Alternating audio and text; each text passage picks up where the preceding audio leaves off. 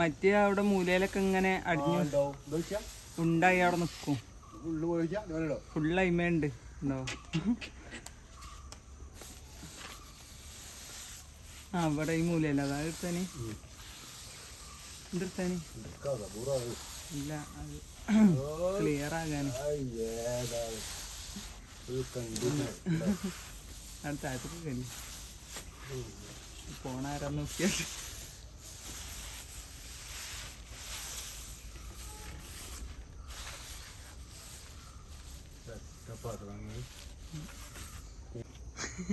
മറ്റേ കുളിർമ്പും കൂടുമല്ലേ ഉണ്ടാക്കി.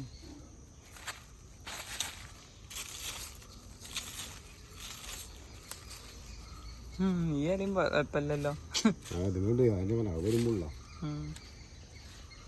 ഓയിലും കറ്റാതിയാവും അങ്ങനെ ഓയിൽ ഇത്രല്ല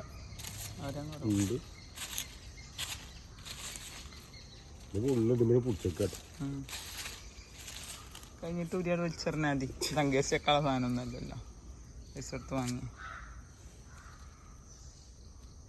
ക്ഷേമെന്നൊരു തുള്ളി ചുമരുമ്പൊക്കെ പോകണില്ല അറിയാം.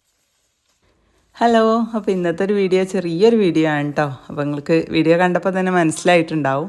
നല്ല അലർജീൻ്റെ പ്രശ്നമൊക്കെ ഉള്ളവർക്ക് നമുക്കിതുപോലെ മാറാല തട്ടുക എന്ന് പറഞ്ഞാൽ ഭയങ്കര പ്രശ്നമാണല്ലോ അല്ലേ. അതിൻ്റെ പൊടിയൊക്കെ അടിച്ചിട്ട് ഒന്നും കൂടെ തുമ്മലും ചീറലും ഒക്കെ ആയിട്ട് ഭയങ്കര പ്രശ്നമാവും.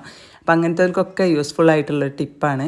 എല്ലാവർക്കും കിട്ടുമെന്നറിയില്ല. നമ്മൾ ഈ പാറോത്ത് എന്ന് പറയുമല്ലോ, ഇപ്പോൾ നനച്ചുള്ളി പണിയൊക്കെ ആയാൽ പണ്ട് കാലത്തൊക്കെ മെയിൻ സംഭവം ഇനി അതുള്ളടത്ത് പോയിട്ട് കൊണ്ടുവരുന്ന പരിപാടി ഉണ്ടായിരുന്നില്ലേ. ഇപ്പോൾ പിന്നെ ഈ പോളിഷും പെയിൻറ്റിങ്ങും ഒക്കെ ഉള്ളതുകൊണ്ട് അതിൻ്റെ ഒന്നും ആവശ്യമില്ലല്ലോ. അപ്പോൾ ഈ ഒരു ഇല അത് നല്ല ഒരം ആണല്ലോ, അതിന് ഒരം അല്ലെങ്കിൽ പരിക്കൻ എന്നൊക്കെ പറയും. അങ്ങനെ ഉള്ളതുകൊണ്ട് എത്ര പൊടി പിടിച്ച കട്ടിയായി കിടക്കണ മാറാലാണെങ്കിലും അതിൽമേൽ പറ്റിയിട്ടും ഇങ്ങോട്ട് പോരും കേട്ടോ. അപ്പോൾ ഇത് ഞാൻ ഇപ്പം തട്ടണത് ഹസ്ബൻഡാണ് ചെയ്യണത്. നമ്മളെ സൺസൈഡിൻ്റെ മേലെ ഭാഗം ഉണ്ടല്ലോ, അവിടെ നമുക്ക് എപ്പോഴൊന്നും അങ്ങനെ മാറാല തട്ടാൻ പറ്റൂല. അതുകൊണ്ട് തന്നെ നല്ല രീതിയിൽ കട്ടിക്ക് പിടിച്ചിട്ടുണ്ടാവും. അപ്പോൾ വലിയൊരു വടിയിൽ അതുപോലെ കെട്ടിയിട്ട് ഇത് ആവശ്യം കഴിഞ്ഞിട്ട് നമുക്ക് വലിച്ചെറിയാനുള്ളതല്ലേ, എടുത്ത് വെക്കാനുള്ളതൊന്നുമല്ലല്ലോ.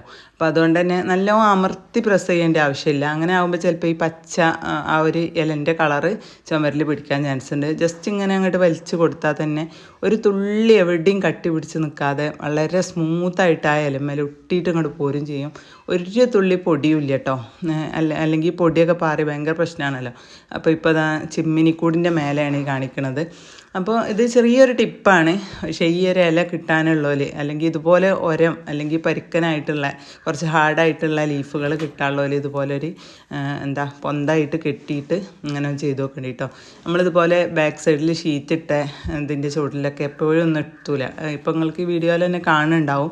ഇങ്ങനെ എത്ര കട്ടി പിടിച്ചതും ഒരിത്തിരി ഇലയേ ഉള്ളൂ കേട്ടോ, അതുമ്മൽ പറ്റി പിടിച്ചിട്ടാണ് വരുന്നത്. അപ്പോൾ ഇത് നോമ്പിൻ്റെ കുറച്ച് മുന്നായിട്ട് ചെയ്തത്, ഇനിയിപ്പം വീണ്ടും ഇതേപോലെ ആയിട്ടുണ്ട്. അപ്പോൾ നനച്ചുള്ളിപ്പണീൻ്റെ ഭാഗമായിട്ടൊന്നും കൂടി തട്ടേണ്ടതുണ്ട്. അപ്പോഴേക്കിനി പാറത്തിൻ്റെ ഇല എവിടെയെങ്കിലും ഉണ്ടോ നോക്കണം. അപ്പോൾ നമ്മൾ എപ്പോഴെങ്കിലുമൊക്കെ ചെയ്യുന്ന വീടിൻ്റെ ഉള്ളിൽ ചിലപ്പോൾ എപ്പോഴും ഇത് പോസിബിൾ ആവണം എന്നില്ല, കാരണം എപ്പോഴും ഈ ഇലൊന്നും കിട്ടണം എന്നില്ലല്ലോ. പക്ഷെ ഇങ്ങനെയൊക്കെ പുറത്ത് എപ്പോഴെങ്കിലുമൊക്കെ നനച്ചുള്ളിൻ്റെ ഭാഗമായിട്ടോ അങ്ങനെയൊക്കെ നമ്മൾ മാസത്തിലൊരിക്കൽ അല്ലെങ്കിൽ 2 മാസത്തിലൊരിക്കലൊക്കെ ചെയ്യുമ്പോൾ ഇങ്ങനെ ചെയ്യുന്നത് നന്നാവും കേട്ടോ. അപ്പോൾ ഒരു കുഞ്ഞു വീഡിയോ ആണ്. വീഡിയോ നിങ്ങൾക്ക് ഇഷ്ടപ്പെട്ട് ഉപകാരപ്പെട്ടു എന്ന് തോന്നുകയാണെങ്കിൽ ഒന്ന് ലൈക്ക് ചെയ്യാൻ ആരും മറക്കരുത് കേട്ടോ.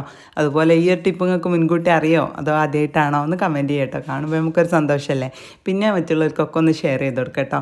അപ്പോൾ ഇതിൽ കണ്ടില്ലേ, നമ്മൾ ഓരോ ലീഫ് എടുത്ത് നോക്കുകയാണെങ്കിലും അതിൽ ഇതുപോലെ പറ്റി പിടിച്ച് കിടക്കുന്നുണ്ടാവും. അവസാനം എല്ലാം കഴിഞ്ഞിട്ട് ഇതുപോലെ അങ്ങോട്ട് അയച്ച് മാറ്റി. ഇതല്ലാതെ മറ്റെന്തെങ്കിലും ടിപ്പുകൾ നിങ്ങൾക്ക് അറിയുന്നുണ്ടെങ്കിൽ അതും കൂടെ ഒന്ന് കമൻറ്റിൽ ഷെയർ ചെയ്യട്ടോ, മറ്റുള്ളവർക്കൊന്ന് ഉപകാരപ്പെടുമല്ലോ.